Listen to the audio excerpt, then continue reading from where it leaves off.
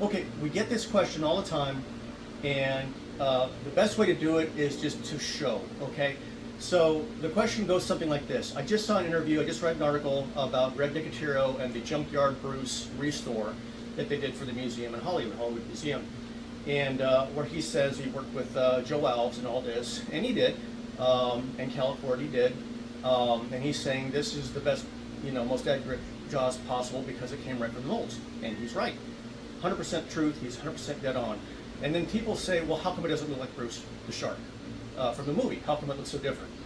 And the honest, quick answer is, if you don't do special effects a lot or anything like that, is yes, the Junkyard Bruce restore that Greg Nicotero did, and he did a marvelous job on it. He had to recreate the mouth, the throat, the pelvics, all kinds of things he had to recreate from scratch because they were missing, with Joe Alves' help. As he has said himself in the interviews, this is what they wanted Bruce to be.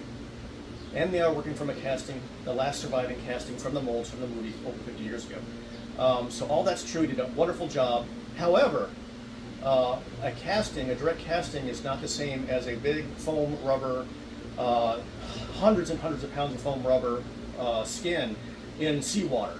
And so this is the casting. Let's just say this nice tight glove here is a direct casting.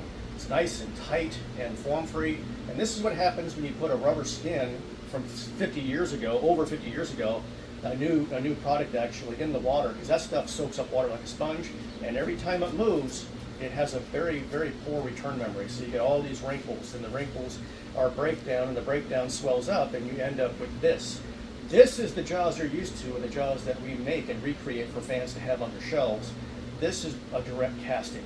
They don't look the same. It's still a hand, but they don't look the same. So Greg did an awesome job on the restore from the casting. We provide the historic Bruce as he appeared on the film and in all the behind-the-scenes pictures based on actual, very fine scale measurements that AI and computers are doing nowadays. We did it 20 years ago. And that's the quick answer, and it should complement Joe, and it should complement Greg, and tell the truth about everything and why our sharks look like the shark from the movie Jaws.